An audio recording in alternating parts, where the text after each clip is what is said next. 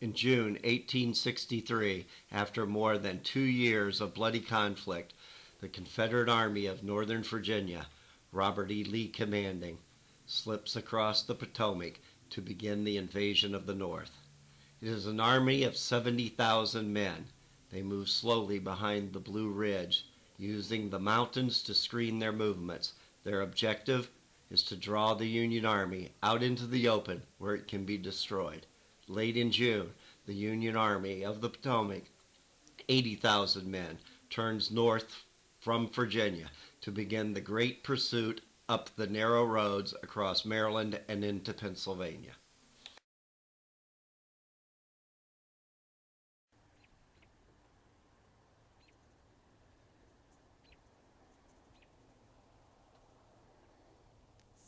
And it was here, near the town of Gettysburg, that both armies fought for 3 long days.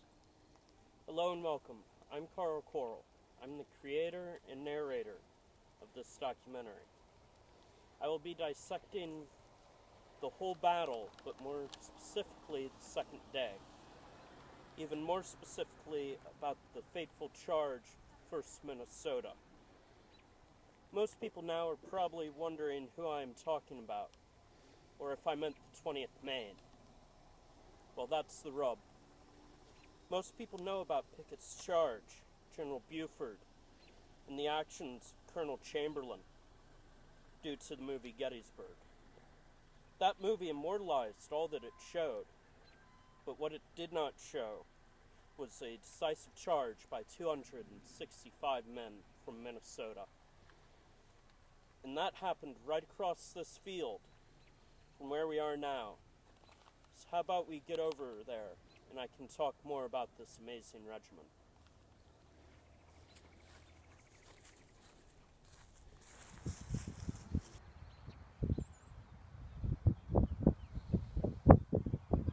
Well, this is it.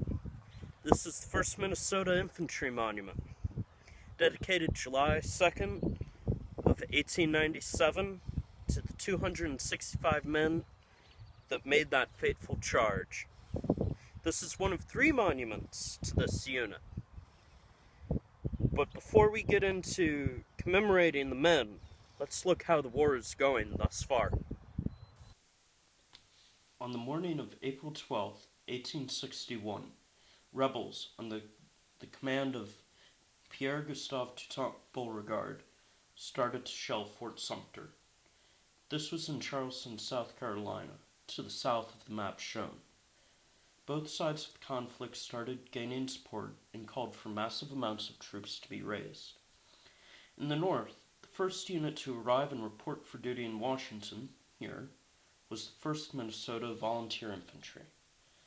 After weeks of non-action, the Union Army started to move south to Richmond, just to the south of here.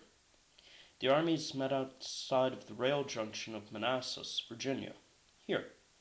For the 1st Minnesota and many others, that was the first battle they had witnessed, and the 1st Minnesota suffered 20% casualties. At the end of the battle, the Union Army skedaddled back to the safety of Washington. Early the next year, General McClellan, now in command of Union forces, moved the army to attack Richmond by way of Peninsula, to the south of here. That failed attempt was then followed up by an advance on Manassas again, shown here.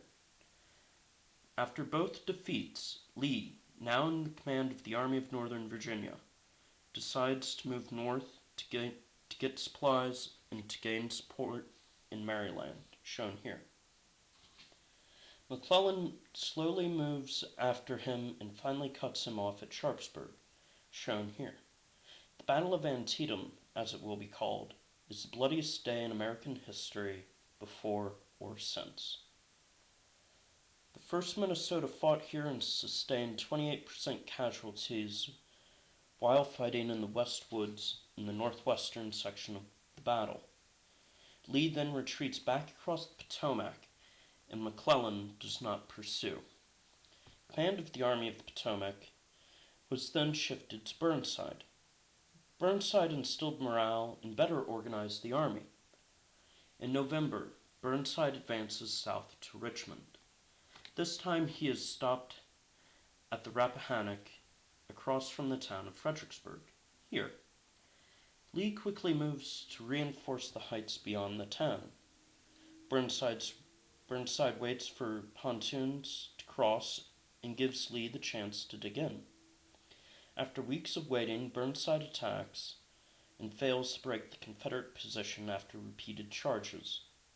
Broken and bloodied, the Union Army sulks for the winter on the north side of the river. In 1863, Hooker is then given command of the Army of the Potomac and moves to outflank Lee's position by moving around and up the Rappahannock. At the Battle of Chancellorsville, here, the Union Army itself is outflanked by Stonewall Jackson's forces.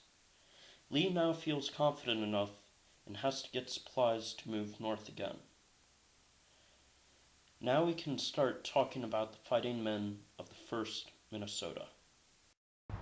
Okay, I'm here with the 29th OVI, and this is Corporal Mark. Here, he's our corporal with the unit.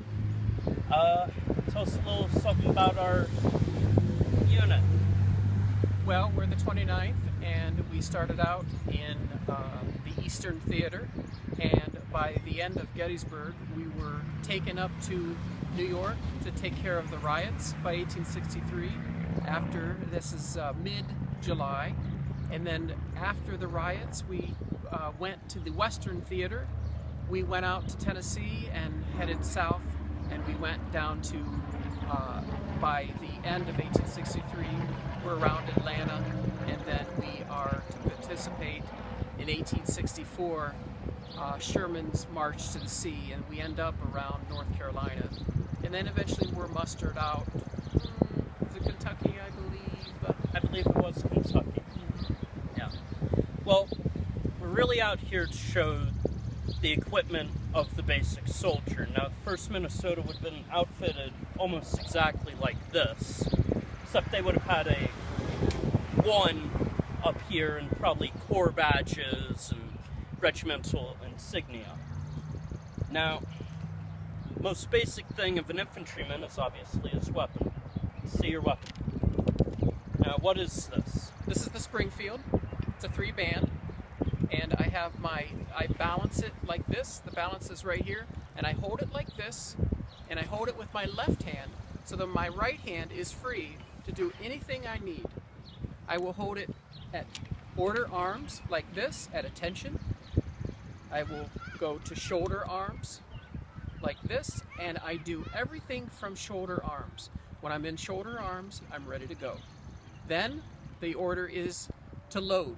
So I grab my weapon, I flip it around, I go back here to my cartridge box, and I pull out a cartridge. Now, the cartridge box is where all the gunpowder would be stored. That's something you don't want hit, that's why it's behind it. I pull that out, I rip off the top, and I put my hand around like this, and I load, I charge my weapon. Then I bring it up, I go to half cock, which is 1 click. and I put a percussion cap on. Let's show them a bit closer that. This is a percussion cap. In the back there, this type is green. It has a little bit of mercury fulminate, which is a pressure-sensitive explosive, so that when that hammer goes down, it'll hit this really hard, and it'll make the spark go straight into the charge that's at the bottom there. So I put that on the nipple, and I make it tight, I give it a little squeeze, and then I nipple to nipple, and I am at the ready. And then I get the order. I do nothing unless I get an order. I'm paid to listen, not to think. Exactly. So, ready, aim, fire, and I pull the trigger. What I do is I will load. If you want to take a look at my feet, I will load at the V, and then I will take my right foot and I will shift it back, and I will shoot at the T. So I will be at order arms, and I will be given the order to shoulder arms. And like I said before, now I can do anything. So I go load, and I load, and my feet go to the T. I take out my charge. Now the charge is going to be about this long. You have one in your Let me cartridge take a look. box? I don't Let's let them see one. think so. No, I don't. But It's about yay long, full of gunpowder. It would have had a bullet. It's paper, you rip it, put it in.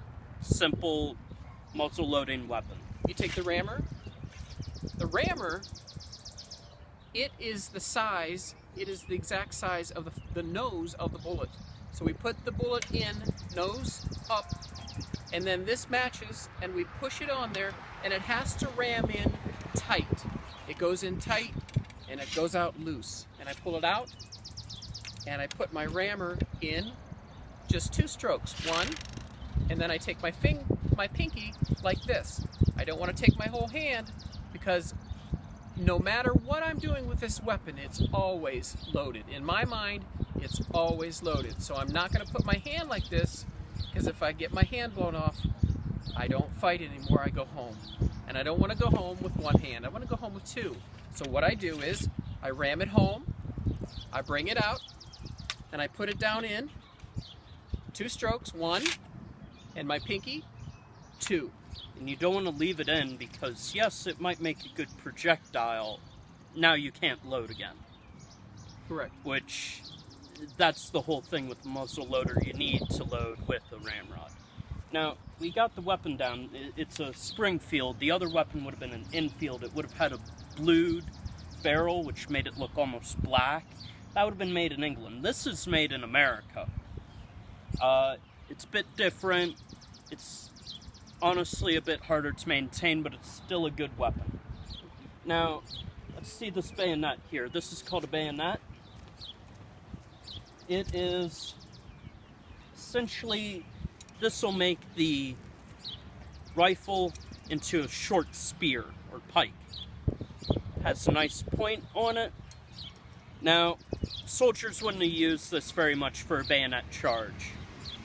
They would have used it for tent stakes, for cooking meat, for candle holders, pretty much anything but using it as a bayonet. But when they needed it, which the 1st Minnesota did at Gettysburg, they knew how to use it because we went on drill constantly and we would always come up with something new to drill because we need to keep that order and discipline in. Okay, put that back in. Now, let's see, it looks like you have 2 other straps here. Yes, I always have a canteen. And I don't always, being a corporal, I never filled my canteen. I always give it to a private. And privates go on canteen duty.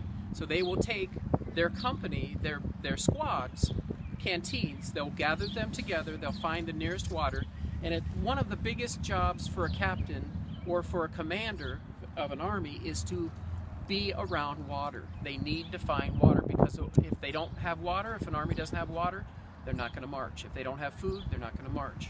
So one of the essentials is water.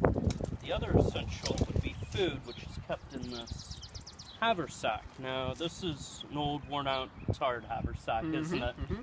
In here, you'd have everything from pictures of your family to utensils to eat with. You probably have bread or an apple or maybe even carrots in here.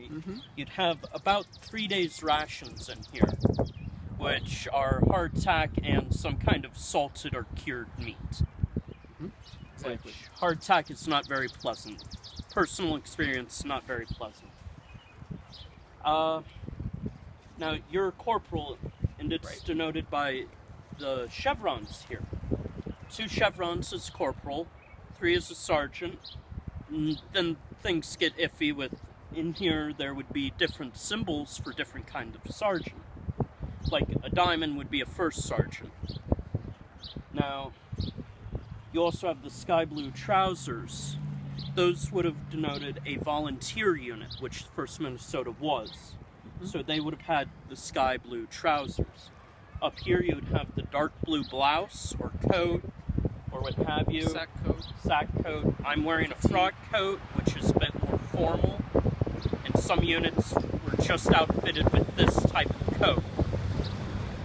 Others had a shell coat, which would have been this type of coat, except without this long part here.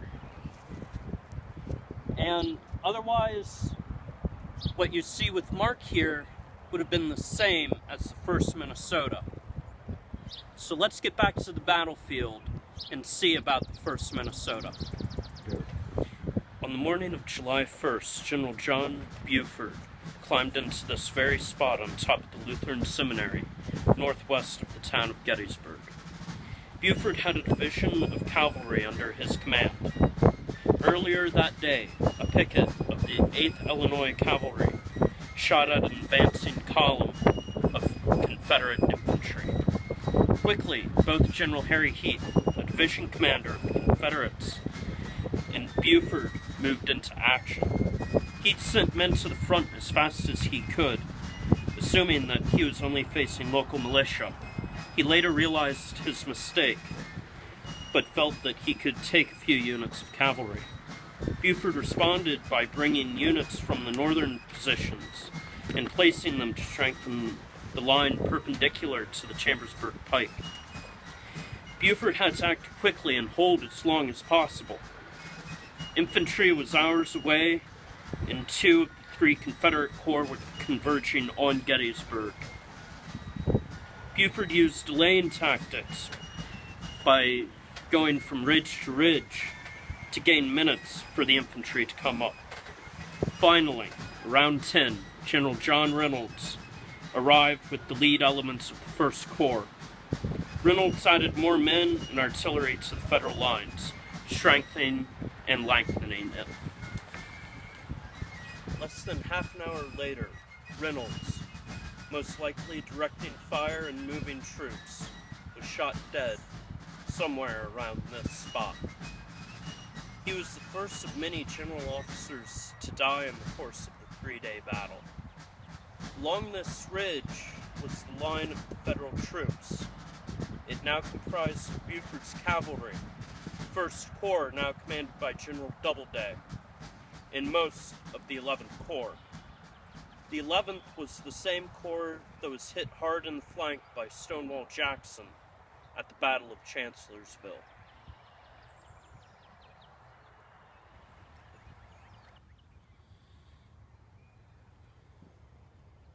Here, Ewell's corps attacked the 11th and elements of the 1st Corps, while Hill's corps attacked most of the 1st Corps and Buford's cavalry.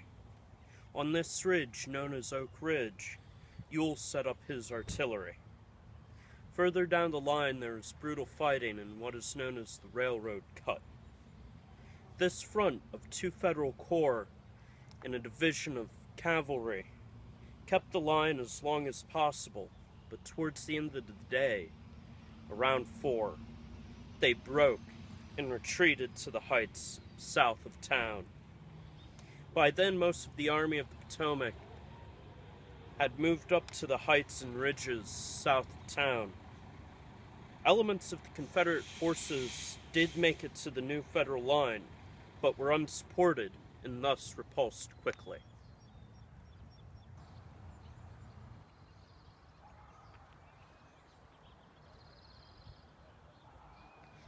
The whole first day's action by the Federals was a bid to keep the heights south of town out of Confederate hands.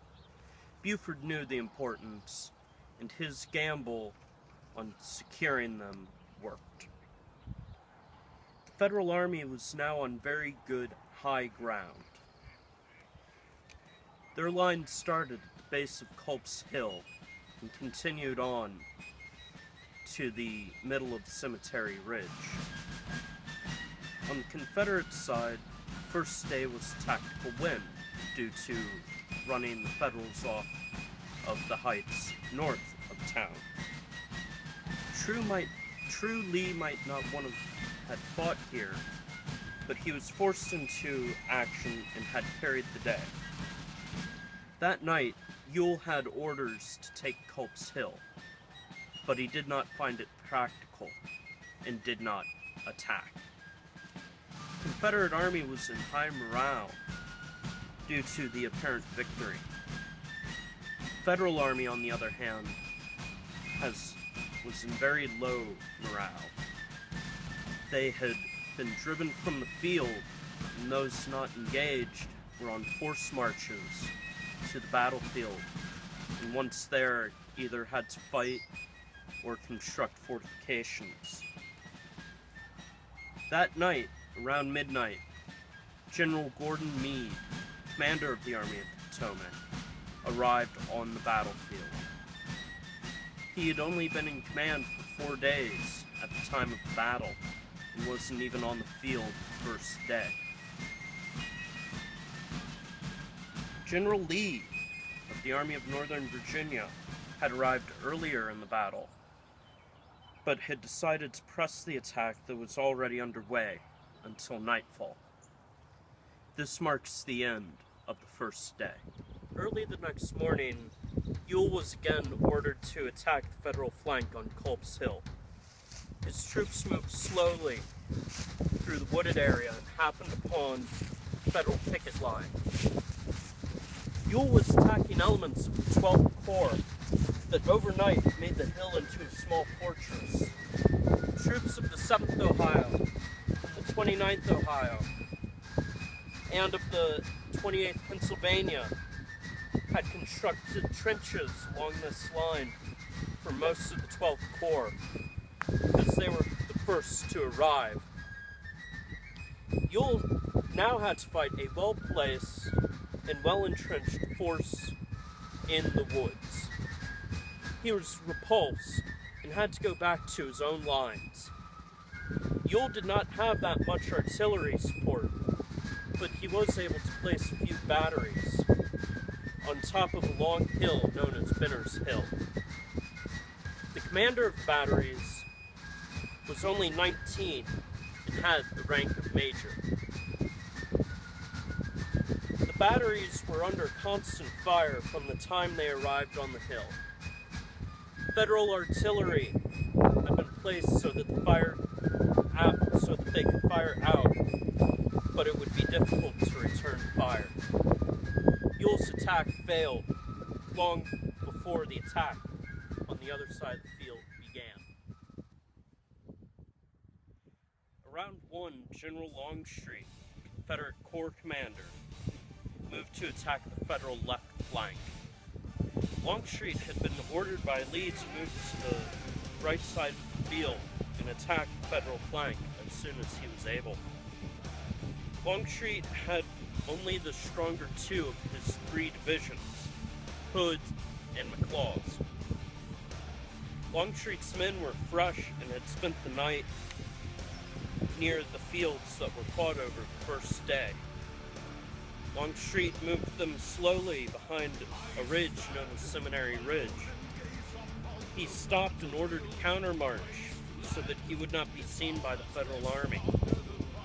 Once he and his men were in position, around 4, he moved to attack. But there was one major flaw in attacking the Federal Army. No one, not even the Federals, knew where the flank was exactly. Meade had extended the line to include all of Cemetery Ridge. General Dan Sickles, command of the 3rd Corps, decided to go west onto what he decided was a better ridge.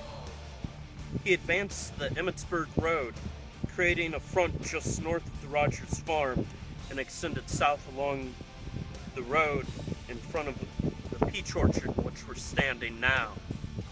On the south side, he created a salient. Sickles now had both flanks in the air. In the north, he overlapped the 2nd Corps, Hancock commanding, but they were half a mile away to the rear. Longstreet, now on the field, sees the slightly prepared front and attacks Anderson's division of Hill's Corps. Longstreet hit Sickles hard and unexpectedly. The initial fight lasted only a few minutes, when Sickles retreated east and reinforced. Sickles again created a salient, but was again attacked. Reinforcements advanced to a wheat field, and heavy fighting ensued. The field was swathed in smoke, and the combatants at times were in short melees. The U.S. regulars covered the retreat from that sector. Sickles was wounded by a cannon shot about this time and had to be carried off the field. Rumor has it he was calm, smoking a cigar while they took him away. Farther south, Hood came into the fight in an area known as Devil's Den. This rocky outcropping was hard to move in, let alone fight over. North of Devil's Den was the Slaughter Pen. This area was named for the massive casualties sustained by both sides over that small piece of ground. Around 5, Sickles' men began to break.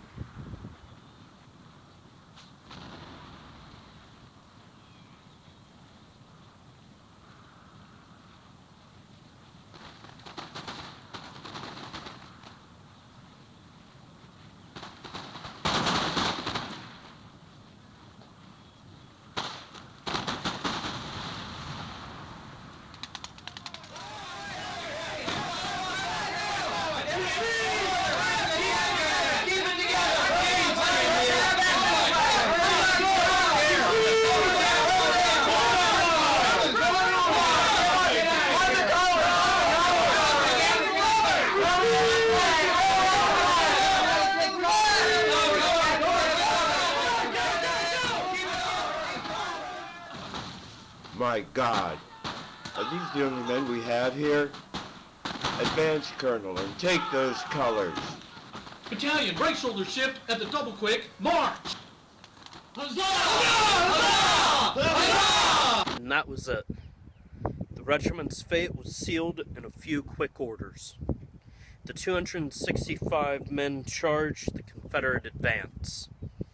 Hancock had gambled on this berserk charge to buy a few minutes' time for the army to rally and form a solid front again. They charged into Wilcox's brigade of Alabamians.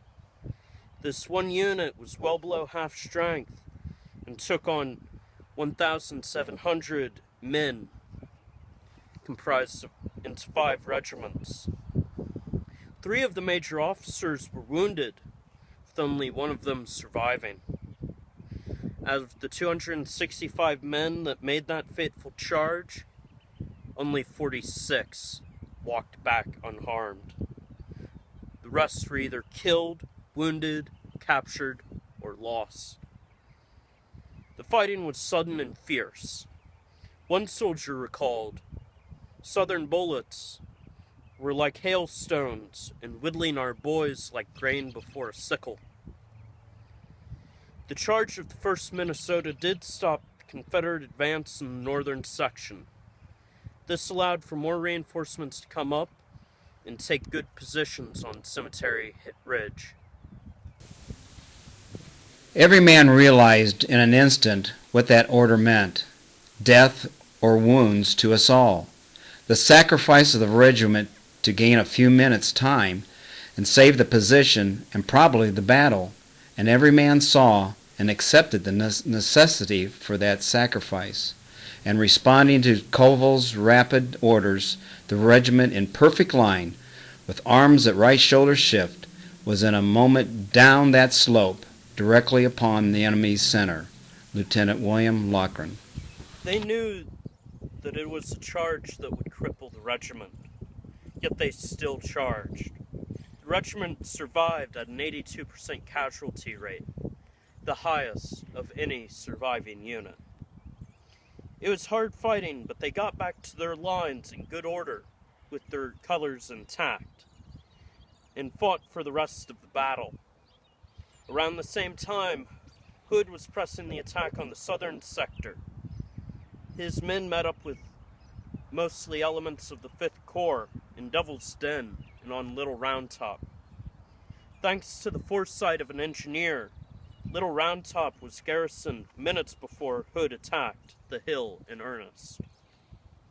If it was not for a charge done by a desperate professor from Maine, then the whole Federal flank would have collapsed. Fighting and small skirmishes would continue on both flanks until nightfall. That night, General Meade orders a war council and asks his generals what they should be doing. Unanimously, they vote to stay one more day. On the Confederate side, General Lee weighs his choices. Should he move out and take a better position, or should he stay and attack once more? Lee decides to attack once again. He plans to send Ewell and Stuart on the Federal right flank as a diversion for a much larger attack in the center. Lee plans into the early morning. This marks the end of the second day. So Lee did order an attack on the third day. Once again, Ewell was ordered to attack Culp's Hill, but this time Stuart's cavalry was sent up to support. Stuart was caught up in a fight with Federal cavalry that was sent out to do exactly what they did: find and occupy Stuart's cavalry. While this was going on, the Confederates moved massive amounts of artillery to this ridge, Cemetery Ridge. They had compiled the largest amount of cannon that was not afloat. At 1, after Ewell's attack had ended, they opened fire. A whole line, a mile long, was focused on the clump of trees near the center of the Federal line. At 2, the artillery sent reports that they would run out of ammunition. Longstreet, now commanding a force comprised of 3 divisions, Pickett's, Trimble's, and Pettigrew's, nodded the okay to commence attack. The 3 divisions had to walk a mile under constant fire from 3 sides on open ground. Some made it, most did not. Lee had gone to the front to watch and saw his fatal mistake. The Federal 2nd Corps had taken most of the fighting, and what was left of the 1st Minnesota did receive the charge and kept the line.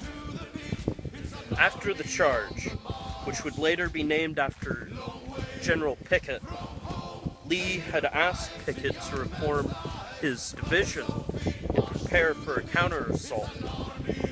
Pickett stated simply, "Sir, I have no division." This was the end of the battle, but not the war. The next day, both armies stared at each other, buried their dead, and helped the wounded. On the 5th, Lee slipped back to the south of the Potomac. In November 1863, President Lincoln came to the dedication of the first National Cemetery here in Gettysburg. Not long after, the 1st Minnesota placed this urn for their fallen comrades. It was the first of many individual unit markers that would dot the battlefield and become some of the biggest attractions at the national park that would be made here. This gallant unit did many things first. They were the first to volunteer, not only in their state, but for the Union. They were the first to honor the fallen of their regiment, and they were the first to charge headlong into enemy fire at Gettysburg. The regiment went back to Minnesota with their laurels in hand.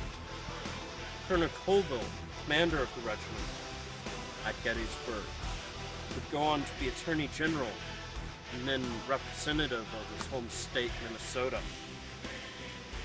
Hancock, commander of the 2nd Corps, was wounded at battle. He would live with that for the rest of his life.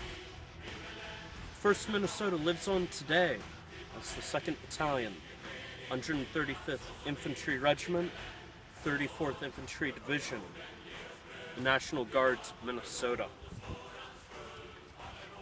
And now, you know the rest of the story.